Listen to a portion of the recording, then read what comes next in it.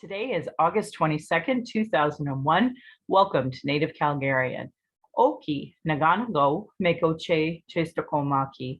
My name is Red Thunder Woman. My married English name is Michelle Robinson, and I use she and her pronouns. Native Calgarian is being recorded on the lands of the Niitsitapi, which is the Blackfoot Confederacy. The Blackfoot south of the imposed US-Canadian border are the Blackfeet, and north of the border are the Siksika, Gunai, and Bagani of the Confederacy. These lands are Treaty 7, signed September 22nd, 1877, with signatures that include the Blackfoot Confederacy, the Wesley, Chiniki, Bearspaw Nations of the Stoney Nation, and the Dene from Tsuut'ina. I acknowledge all First Nation, Métis, Inuit status and non-status across Turtle Island as the keepers of these lands.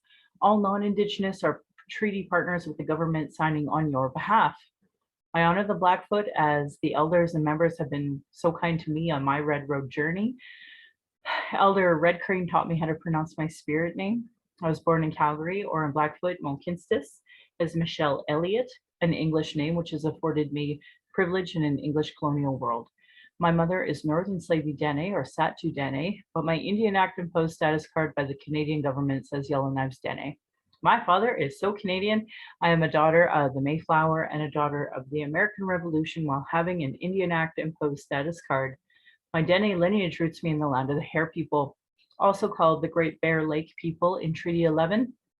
I'm a native to Turtle Island, and my Dene Nation is a visitor to this area of Clincho Tine Indahe and Satu Dene, meaning many horse town, named after the Calgary Stampede.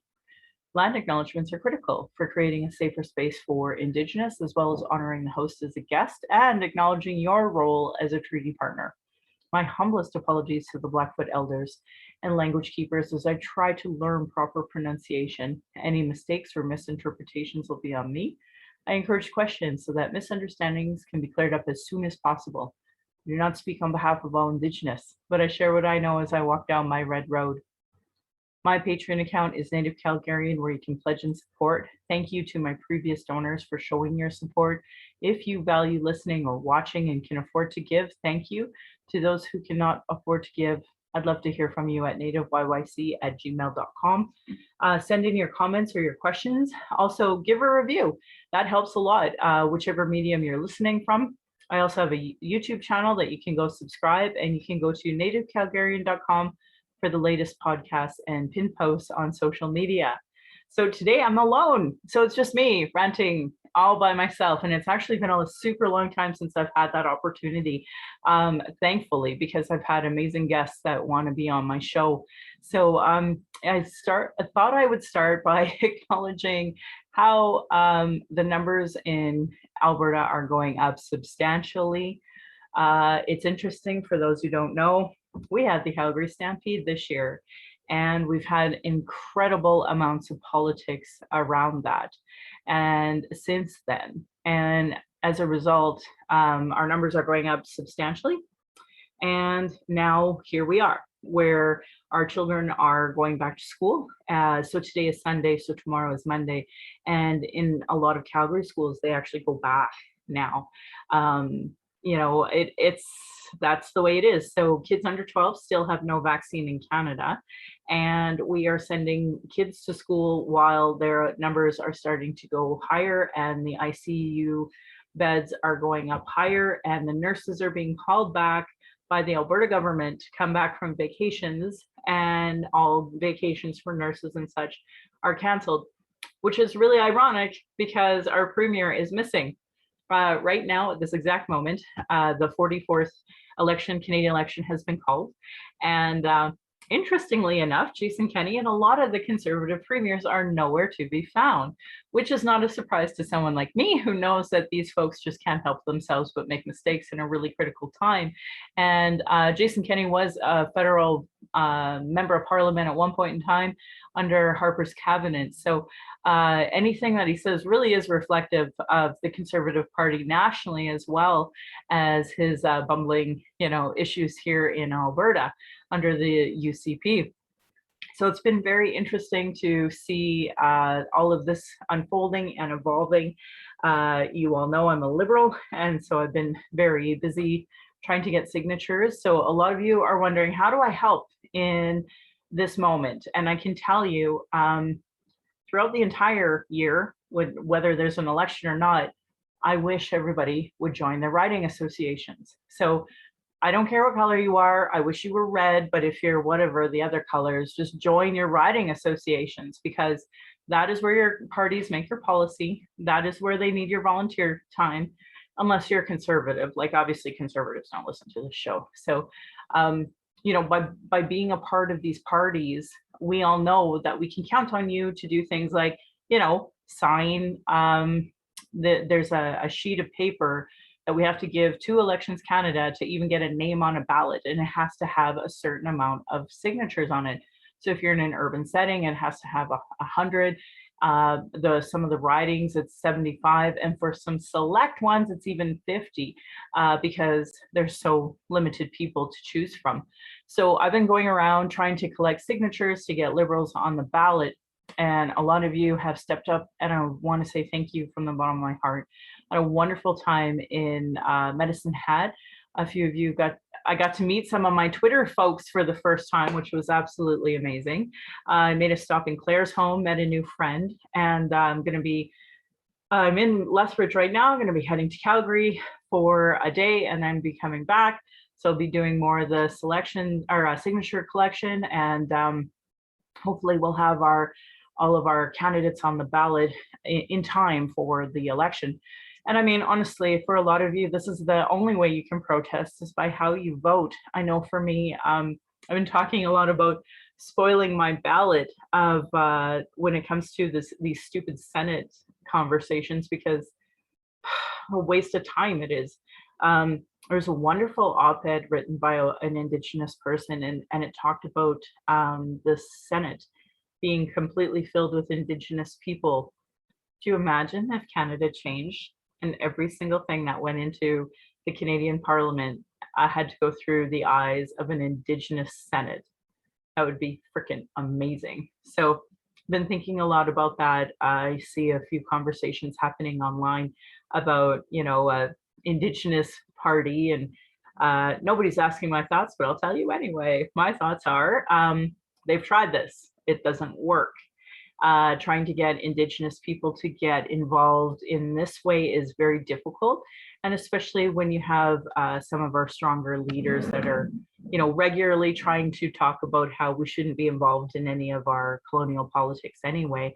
And I just absolutely disagree with that.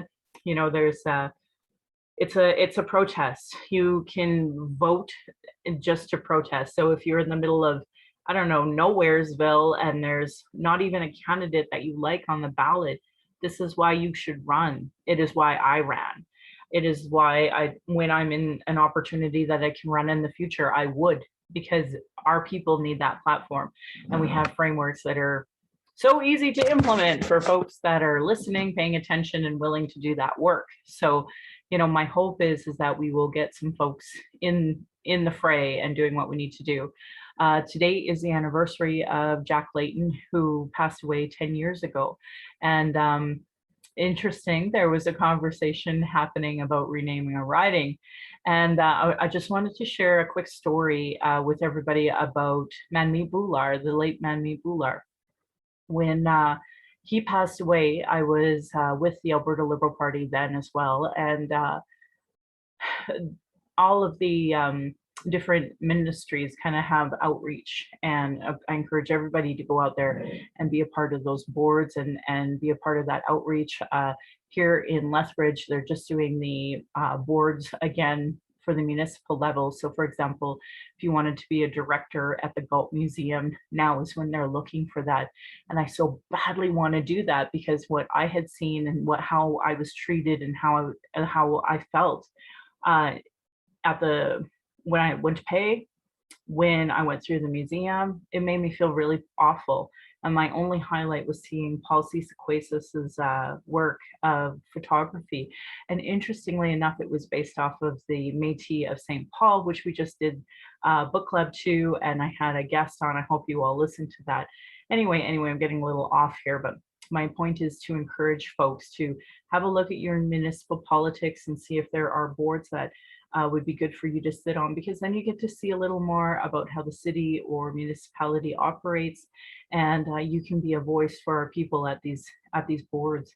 So anyway, there was an outreach being done through one of the ministries, and I went to actually ask that our riding of, at that time it was Greenway, Calgary Greenway, if it would be renamed to Bular, in order to honor and recognize Manmeet Bular, because the reason why, even though he was a conservative, I still liked him because of a story that happened. I don't know if you have ever listened or heard me share about midwifery being funded in Alberta, but I had an awful experience at the Peter Lougheed, and I tried to work with, at the time, his name was Hung Pham, and he was our MLA, and he's currently wanted by the Canadian Police, and he's out of town.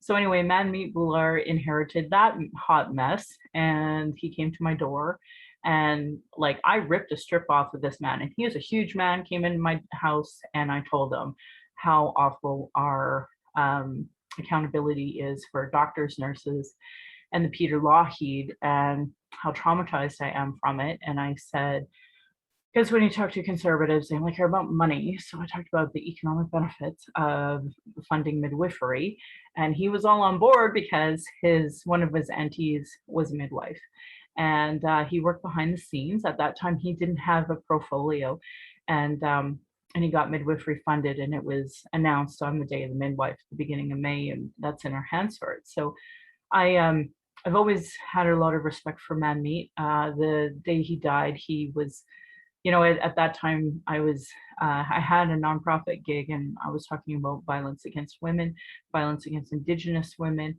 and he was working with a wonderful group called the Men's Action, Men's Alberta Network, something like that, where they talk about violence against women and men's role, and supports for men as well. So he had spoke at that event, and then he had died on the number 2, the QE2 now. And anyway, when he passed, obviously it broke my heart. I went to his funeral. I was honored to go, and he was one of the last conservatives that I liked. And so it was an easy thing for me to try to advocate for Greenway to be renamed Bular, and Rick McIver was there doing the same thing.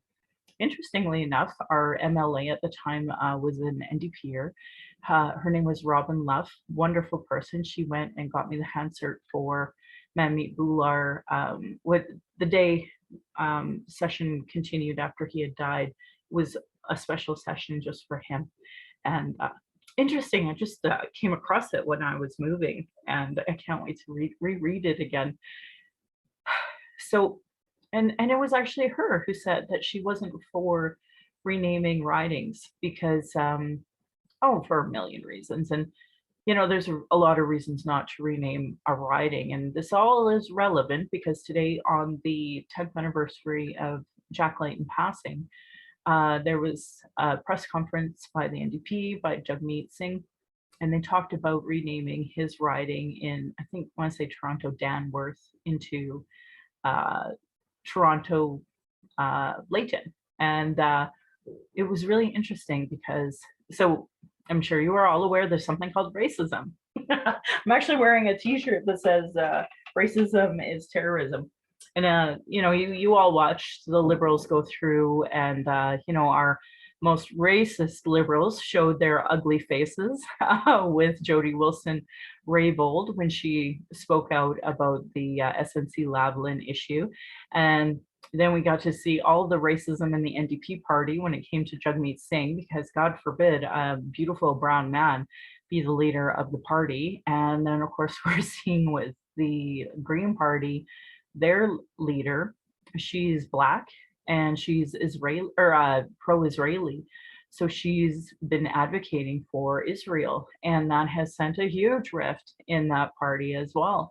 Imagine a Black woman having the audacity.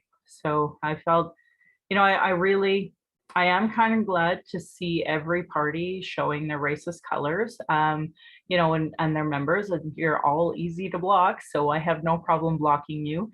And I know a lot of people are like, I can't believe Michelle Robinson blocked me, but it's like, yeah, but if you're showing your anti-Indigenous bias, I don't want to elevate you in any single capacity at all, because you are problematic.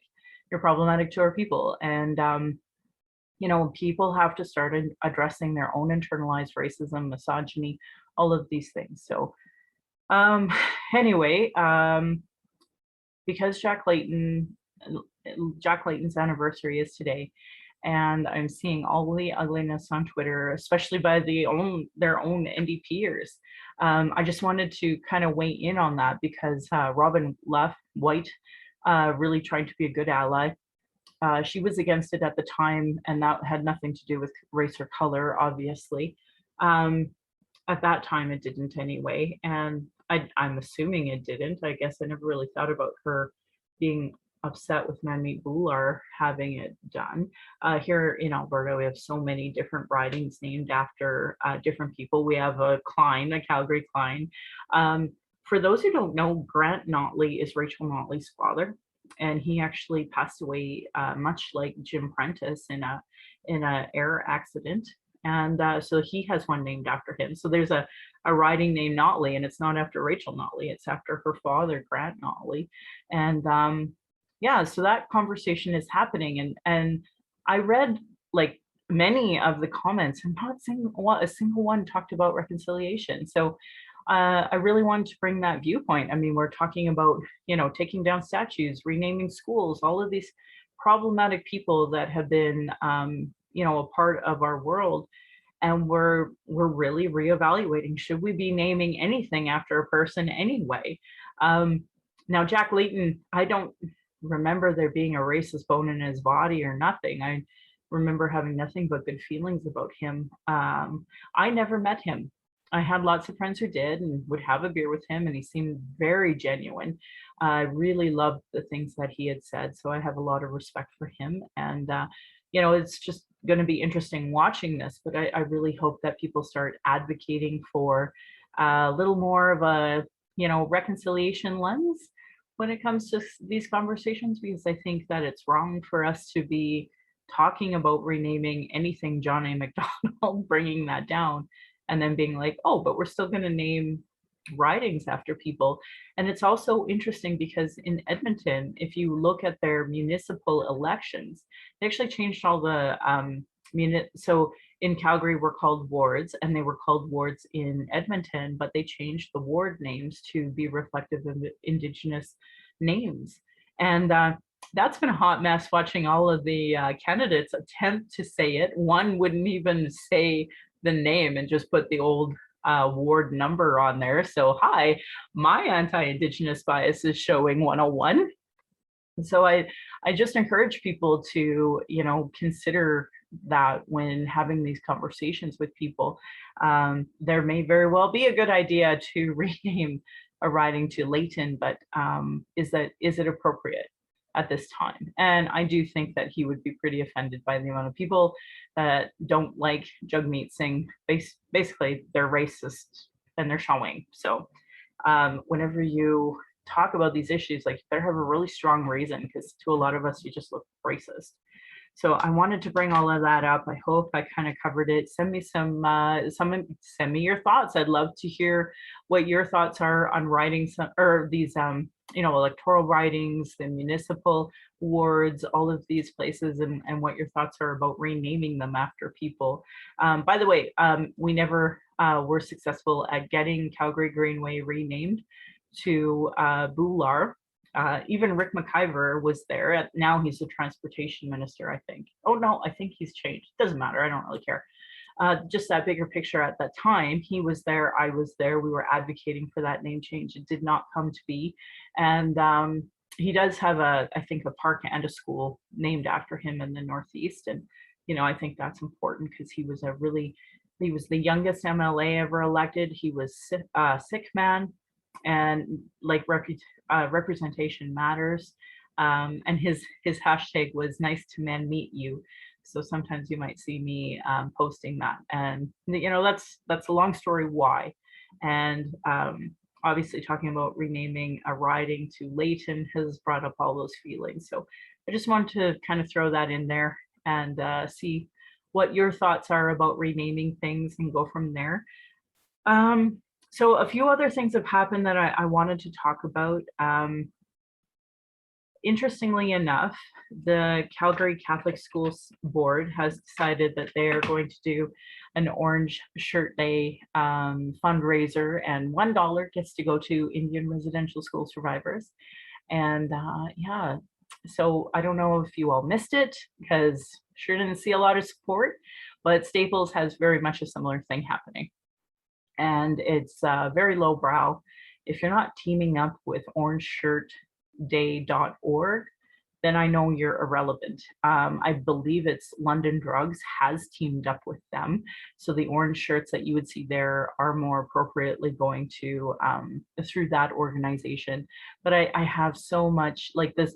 Uh, for those who don't know what pink washing is, it's when people are like, oh, we're so LGBTQ2 plus friendly. We want to get in on this. We will market it. It's called pink washing.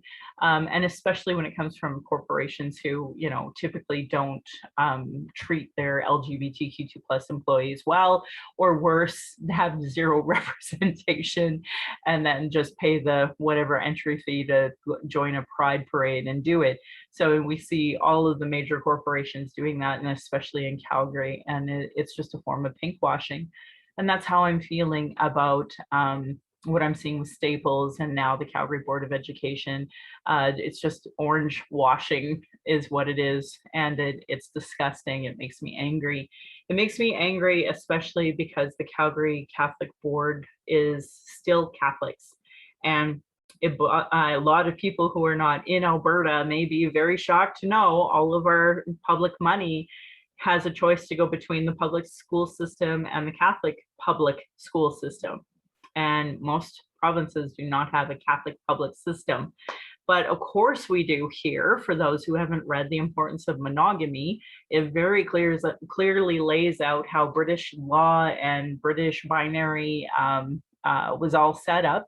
It was all set up for the white male to be able to own property, and you know, and based off of your religion. So that's why Métis were seen as squatters or you know, not people worthwhile settling areas.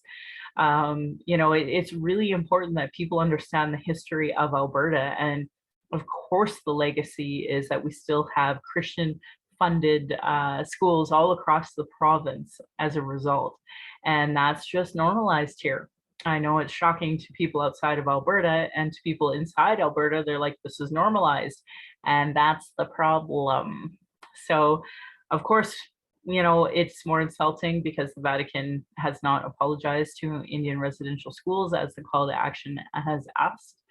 Also, the Catholic entity has not paid and compensated the Indian residential school survivors. But they have zero problem under their school board making money off of Indigenous people and our trauma that they refuse to acknowledge the genocide for. So, of course, you're seeing a huge outcry, but I would also hope that people consider looking at Staples and telling them that's inappropriate. And every corporation that's out there, TRC call to action 92 is business and reconciliation. And if you're a business, you need to work with the Indigenous community, and it has to go to the orangeshirtday.org organization. It has to. If it's not, then you're not helping. In fact, you're orange washing this conversation. You are not being a part of that bigger conversation. What is the truth about your business? What is your business doing to have proper Indigenous curriculum, wording, everything? Do you do land acknowledgements? Like, so many conversations that have to come from that. If you're a business who has the audacity to be using an orange shirt and not having Indigenous staff and not working on your part of reconciliation as this conversation unfolds, and especially with the Calgary Catholic School Board, like seriously, your curriculum? Are you kidding me? How many people do we still have coming home saying, oh, what were the good parts of residential school? Nothing. If you have the audacity as a teacher to ask that question or even be thinking it, you need anti-racism training immediately, and you need Indigenous education. And don't pretend like there aren't solutions out there. There are newspapers, there are podcasts, there are books, there are commentators, there are curriculums out there. It's not hard. So I'm so tired of people pretending like this is such a hard thing to do. It's an easy thing to do. Get going with it. So that was a big thing I wanted to talk about. And I hope that you consider writing to your school trustees and telling them it's inappropriate. We have municipal and federal politics going on. Like, be relentless on truth and reconciliation. You cannot skip to reconciliation without truth. And if there's no curriculum, if there's no land acknowledgements, if you can't even pronounce the name of your ward, if you're in Edmonton, you have zero business running. It's really simple. So I wanted to throw that out there. So we've had some things going on with Calgary Police that's been really upsetting. Black Lives Matter has been in front of the courthouse protesting for 2 weeks, over 2 weeks, and telling everybody about one of their members continuing to keep their job despite killing. Well, this is an indirect kill, but it's still, they killed her. There was a woman who was in custody and a brutal assault by a police officer, and a Constable Dunn. And he, I couldn't believe he didn't kill her on the spot. It was a really hard video to watch. Anyway, traumatized. A lot of folks who may not know, even hockey players suffer with depression after severe head trauma, and it's a common occurrence. The police do it to their citizens on such a regular, and then of course, your loss of trust in authority, your loss of trust in the police. It's devastating for those of us who have had to experience the ugly side of the Calgary Police or policing in general, as Indigenous people intergenerationally. So anyway, she did commit suicide after trying to hold this officer accountable. Of course, he gets to keep his job. She's lost her life. Community has lost a brilliant, wonderful person, and her family has. And rightfully so, Black Lives Matter was protesting. And then this, off-duty white woman comes up and bats one of our activists, and they violently arrest the activist as if it was somehow her fault. And now they've thrown the books at her. She has so many charges against her. So I'm asking you to consider donating to her fund, her legal fund, as now she has to go through this stupid process because that's the way racism in Canada's justice system works. So I ask you to look into that. And interestingly enough, another thing that came out today was an article that actually talked about how Calgary Police are purposely targeting the folks around the safe conception site. And even though an Alberta judge says it wasn't entrapment, there was a police officer undercover who bought the tiniest bit of drugs off of somebody who was around there, and of course arrested them and all of the rest of it. But it's clearly entrapment. And this article is brutal at explaining the lack of accountability the police have, and how it was part of the UCP strong arming the Calgary Police. And if you don't think that's corrupt, then this is definitely not the podcast for you. And how are we supposed to have any type of justice in this freaking country when this crisis that's happening with overdosing is disproportionately affecting the Indigenous community? And the Calgary Police and the policing are purposely targeting us in Alberta. It is completely socially acceptable for Christian organizations, literally the people who perpetrated the trauma that we are trying to heal from, to be given all of the funds for any type of addiction services, which has zero scientific basis to it at all. Praying is not going to help your freaking addiction. And we need proper funding for medical services. And it's really hard because even the medical services are racist. So yeah, we're disproportionately dying, and everybody seems a-okay with it because they're settlers, colonizers who really just want to steal our land and do the whole real estate thing and make lots of money, and it's disgusting. So yeah, I have limits on toilet paper, but right now the market is so hot in Calgary. Anybody can just buy as many houses as they can afford, and they do. And like every third house is empty as a result, and it sucks. And this is the reality.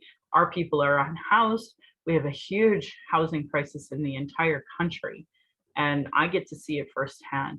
But it was really interesting. I just seen one of the nonprofits that I was working with. Now they suddenly have this ambassador program where they actually have naloxone kits. This is a huge step, but they certainly weren't supporting me when I was talking about harm reduction when I ran, or when I was telling them that it was a problem. So if you don't know what a naloxone kit is, this is a naloxone kit.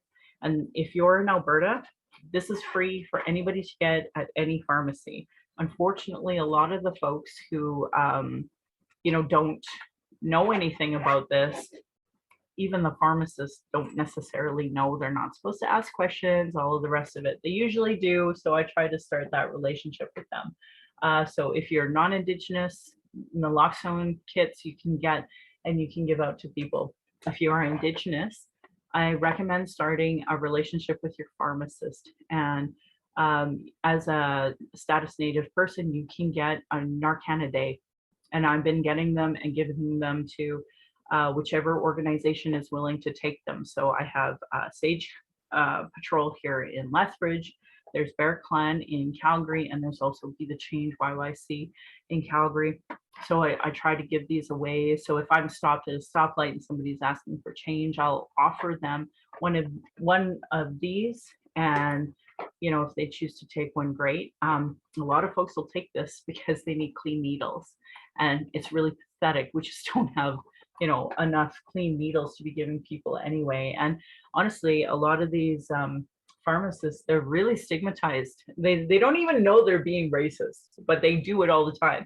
And it even happened to me when I had to start a new relationship with a new pharmacist. And thankfully, one of the other pharmacists, conveniently, I knew. So, that bigger picture of it does pay to make relationships with different people, because you never know. And I never thought in a million years we would be having a relationship like this later. So anyway, I just wanted to throw that out there. You can save a life by having that on you. And if you're from Alberta, we always talk about safety. A lot of us have our first aid. It was really normalized for us to do it through the oil patch, but also, I was a former diver, and prior to that, I just always cared about safety. And well, I still care about safety, but I just recognize now there's safety for white people and there's safety for the rest of us. And so the rest of us have to do a lot of extra work in order to, try to make the field a little more equal, but it's not. And we need settlers to start stepping up and seeing that they play a significant role in making this change for everybody. So I wanted to bring all of those things up. I'm still moving back and forth, still collecting signatures. Signs are going up right now. I'm hoping everybody's involved in a federal campaign in some capacity across the country. In Alberta, municipal elections, really happy to see some school trustees finally stepping up that are racialized, because we have dealt with at least two boards that are so white and unwilling to understand the gravity of truth and reconciliation. And we are fighting, this provincial government that is so racist and so anti-Indigenous and so pro-Catholic. And it's awful, because the rest of us who aren't Christian, who aren't Catholic, or have been, traumatized by the crimes that they've perpetuated, trying to work against this system is so hard. And I just implore people, if you are such a strong conservative, really evaluate why. Why are you a strong conservative? Because if you are voting conservative, you are literally voting against Indigenous people, because they just refuse to acknowledge truth and reconciliation in Indian residential schools. There was a group called the Dorchester Review, and they just was in Indian residential school denialism completely. And I just think that we're at the point we're going to have to literally make laws like they did in Germany, that you cannot deny the Holocaust. I think in Canada we need to make laws that you cannot deny, Indian residential school trauma that was created through the apartheid in prisons. And then, of course, when the Canadian Constitution has the Indian Act embedded on it, in it. So this entire country was created with systemic racism. So if you're in denial of any of this, you really have to start questioning that, and please consider who you're voting for. I'm surprised at how many people I'm telling, we've been homeschooling our daughter, and part of the reason is this ridiculous curriculum. So I'm hoping people will understand it. Anyway, I'm sorry for a short, quick podcast this time, but I have to get going. So I just want to say I'm proud that this podcast has given solutions and included cultural safety training and first aid for all of them to create a safer space for Indigenous people of color, those with disabilities, and LGBTQ2+ to speak. Thank you to authors Cheryl Ward, Chelsea Branch, and Alicia Fridkin of heretohelp.bc.ca. What is Indigenous cultural safety and why it should matter? I really appreciate those type of resources, because I think it's really important that people understand the gravity of how to help people when they see things like, women of color, Muslims being targeted on the C train, and that it gives the guidelines. Their work in that their cultural action tools that I've said over 100 times in my podcast support Indigenous work and let that be a part of your reconciliation and settler understandings. I'm just lucky enough to highlight it and repeat it here.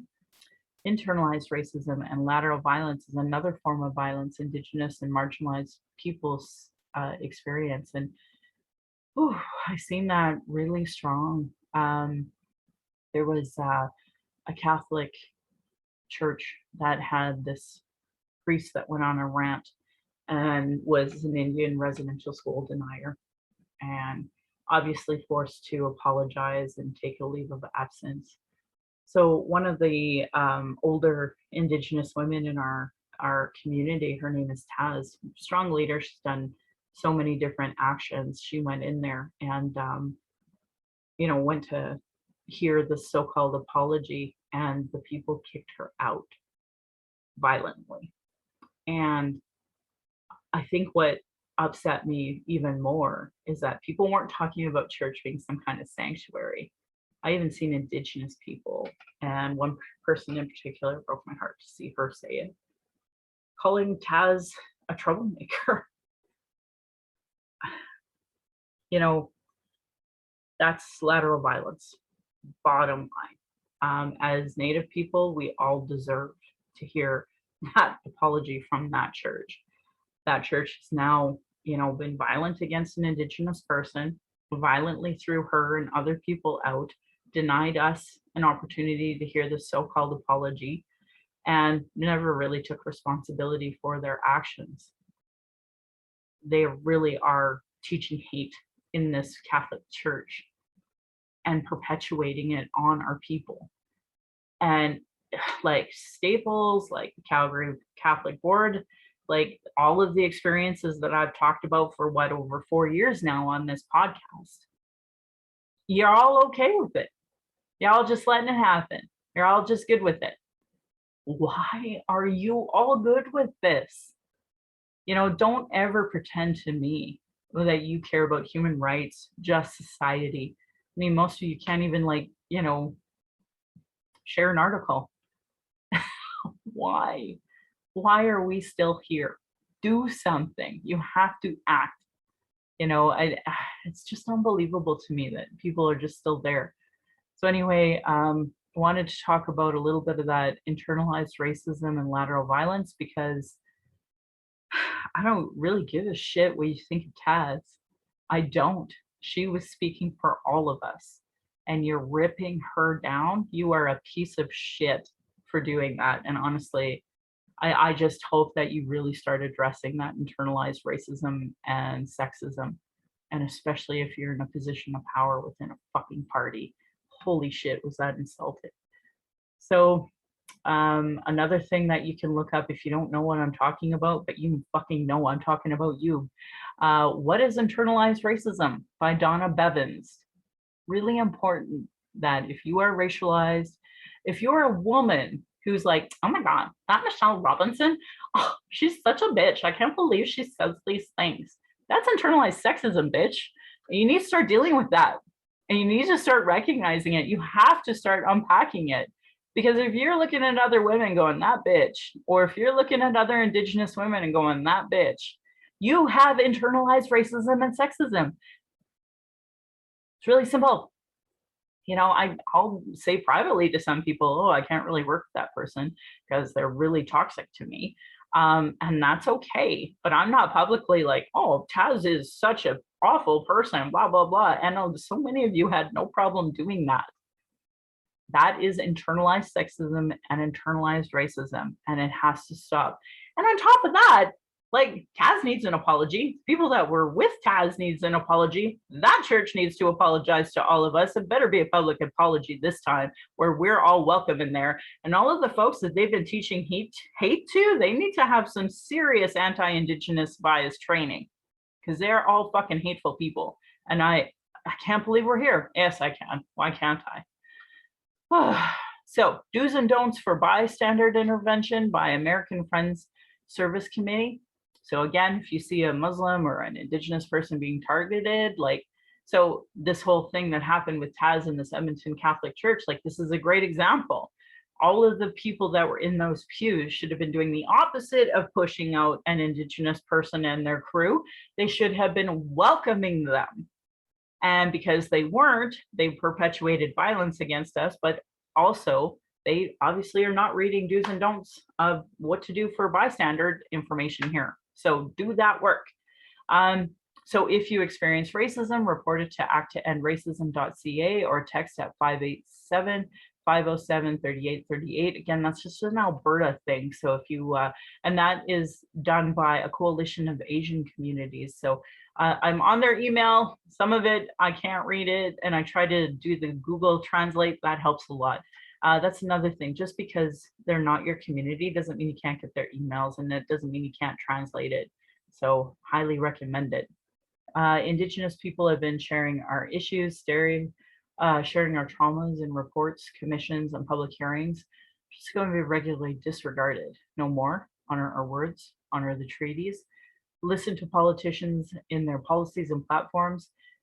If they don't recognize the marginalized in their budget with Gender Equity Plus, if they are cutting violence prevention programs, services, if they're cutting Indigenous education, uterus health choices, gay-straight alliances, or if they just lack human rights for migrants, immigrants, or folks with disabilities, know that your vote to that party directly negatively impacts marginalized people. Demand that they implement the Truth and Reconciliation Commission calls to action, the recommendations of the Royal Commission on Aboriginal Peoples, multiple reports about child welfare reform, violence prevention, and now 231 calls to justice in the national inquiry of missing and murdered Indigenous women, girls, and Two-Spirit. Obviously, the United Nations Declaration of Rights of Indigenous People, like, that's the foundation to all of this. Denying these reports is a form of abuse called gaslighting.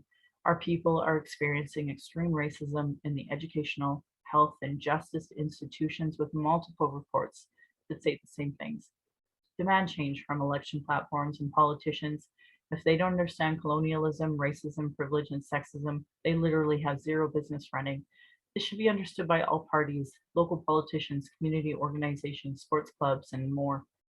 A great article that I said out loud is Truth Before Truth, How Non-Indigenous Canadians Become Allies. There's even more articles now about how to be a good ally to Indigenous people. But of course, it always requires you to act, and a lot of you just are still not doing that. If you're experiencing emotional distress after hearing anything we talk about today and want to talk, call the First Nation and Inuit Hope for Wellness helpline at 1-855-242-3310. It's toll free, open 24 hours a day, 7 days a week. You can also text at hopeforwellness.ca. They have a little text box in there on their website. And if more related to missing and murdered Indigenous women, girls, and Two-Spirit, you can call the 844-413-6649. It is a 24/7 crisis line that helps anybody. For non-Indigenous, there are distress center lines in your area, usually even a functioning 211. But if those are not working, 833 456-4566. And if you're a 60 Scoop survivor, you can look for the hashtag Survivor Driven, and they have a website at ssisa.ca. Highly recommend them as well. If you're experiencing racism in Alberta, you can report it at Act to End Racism or text at 587-507-3838. And then, of course, I want to talk about the Trevor Project for LGBTQ. They have a lot of resources for peer support, and then, of course, the Kids Help Phone at 1-800-6868, or let me try that one more time. Can't believe I messed that up. 1-800-668-6868. Even I use that one. You can also go to lifevoice.ca for crisis supports. And I don't see a lot of two in anything they do. So, Two-Spirit really matters in your LGBTQ2+ acronym. And in fact, the youth are schooling me and telling me the Two-Spirit should be first. So it should be 2 LGBTQ+. Violence is my everyday reality. Every Indigenous generation has faced it. That's why I started the podcast, to speak freely, without interruption, without tone police, without leadership shaming, without gaslighting questions by people who don't want to hear Indigenous opinion, but sure want to tell us their ignorant point of view. I want to also say that another reason why I have this podcast is for representation. I think that having an Indigenous worldview matters, and we just refuse to see it in a white patriarchy that refuses to acknowledge other people's points of view. And even the editors are still settler centric. So it's really important that you hear media outside of the settler centric world. Anyway, I really hope that people learn more about Indigenous people, question their anti-Indigenous bias, and I give lots of resources, so it's out there. Then there are folks that not only do they not know about us, but they know nothing about colonialism, the constant surveillance of Indigenous people, our protests, our vigils, and our rights. Microaggressions, people dealing with internalized racism, which I kind of touched on now. Those who are gatekeepers that survive off the status quo, and people who are in the trauma, stopping people from doing the work and depleting personal resources. External and internal racism is an everyday reality for Indigenous people, and even I struggle with it. So this is why I have a podcast, as a boundary to be heard. I also wanted to, these endings I do because sometimes it's the one and only time people will listen. And I wanted to really acknowledge, I don't know why I was on this incredible list of Canadian podcasters, but I was indeed nominated for a award of Indigenous content, obviously, but the other people are so amazing, and I hope they win. And anyway, this Friday it will be streamed live Friday evening, so it will be 6 p.m. Mountain Time. I don't know if I'm going to catch it, but I really want to. That's for certain. And we'll watch. We'll see who wins, because I know I put it out there. I asked y'all to vote. I know maybe that might not have been something y'all could do, or understandably vote for a different podcast, because there's some really great ones out there. And I mean, I love listening to different podcasts on harm reduction, policing, all sorts of different issues that are out there. And, some of those folks I look up to the most. So I hope, I do wish everybody the best as we go through this. And I'm looking forward to who wins, so that next podcast I can mention that name. And just, I want to say thank you to the Canadian Podcast Awards for even nominating me. I feel like I already won. So thank you for that. I appreciate it. But I also want to say thank you to my ancestors, my granny and my mama, what strength looks like through your example. I want to thank my dad for teaching me to be strong and blunt. It's pretty needed in Alberta. My stepmom for showing me what a proud culture is through her Austrian family and roots, and stepping up and teaching me to be a proud Calgarian. It was through her I'm a second generation proud Calgarian, and my daughter a third one now. So thank you to my husband Darcy for producing and editing the show. He's also been a long time childhood friend, father of our child, and my support down my journey of the Red Road. He has witnessed decades of racism and sexism. and to our child who we are blessed to learn from daily. I'm honored you chose us. Give me daily accountability to be a better and stronger person. I hope my daughter and my family will be proud in the future of me discussing these issues that are happening. My Patreon account is Native Calgarian, where you can pledge and support. Thank you to my previous donors for showing your support. If you value listening or watching and can afford to give, I say thank you from the bottom of my heart for any past donations.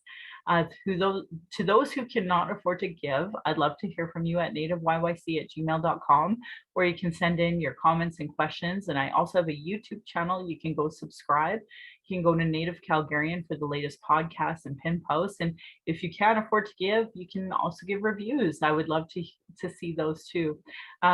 I want to end by giving cyanide to those Calgary rabbits. You're lucky I'm not your dish. And my beautiful cousin responded, or you'd be in my dish. Thank you for listening.